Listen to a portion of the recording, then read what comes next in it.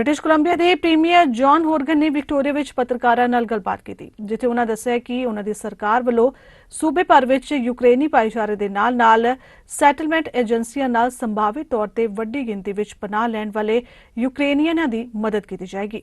BC सरकार वल्लों Ukraine विच red cross दे मानवतावादी यत्नां लई $1 मिलियन दा निवेश किया जाएगा ते नाल ही जॉन हॉर्गन वल्लों कोविड महामारी अते मास्क हटाउण दे आदेश ते भी चर्चा की गई। On the traditional territory of the Lekwungen-speaking people, the Esquimalt and Songhees First Nation. This is just another installment of regular weekly media availabilities for me, but I wanted to, at the beginning, just say a few words about the work we've been doing with the Ukrainian community here in British Columbia, as well as settlement organizations who will be calling upon to assist in the days and weeks ahead as we see potentially thousands and perhaps tens of thousands of Ukrainian citizens arriving here in British Columbia seeking refuge. Earlier this week, I also had a conference call with the premiers across the country to talk about how we can have a coast-to-coast-to-coast response to what will become an emerging refugee crisis in Europe as a result of the invasion by Vladimir Putin of the sovereign state of Ukraine. The consequences are being seen nightly on our televisions. Having an opportunity to speak with the Ukrainian community here in British Columbia today and settlement organizations earlier in the week, we all stand ready to open our hearts and our homes to the refugees who will be coming, but there are challenges, and we were identifying issues around translation, issues around trauma counseling for the children.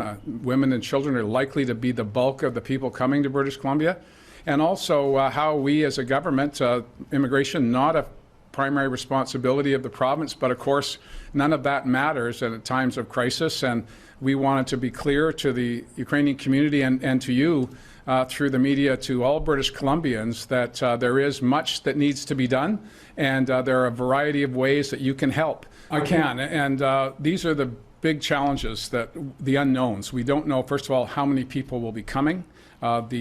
Canada is the third largest population of Ukrainians on the globe. And that is because of historic waves of immigration going back to the 1800s and the settlements of the prairies, large populations in Manitoba, Saskatchewan, Alberta, and here in British Columbia.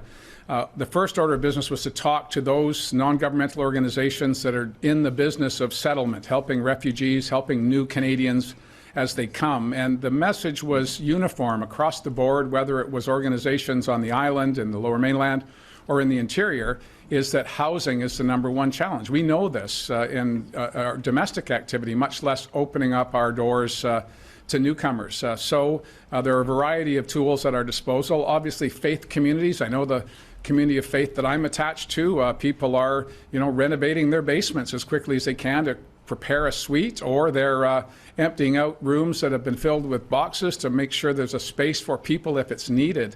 And it's those small steps as well as large steps, like, for example, ski hills, who in the off-season would have vacancies on the hill. That's an opportunity. There's a number of issues around potential student housing on campuses, if that's a possibility. So we're looking at all of those eventualities, but housing is the #1 issue according to the settlement organizations. And when we talk to the Ukrainian community leaders today,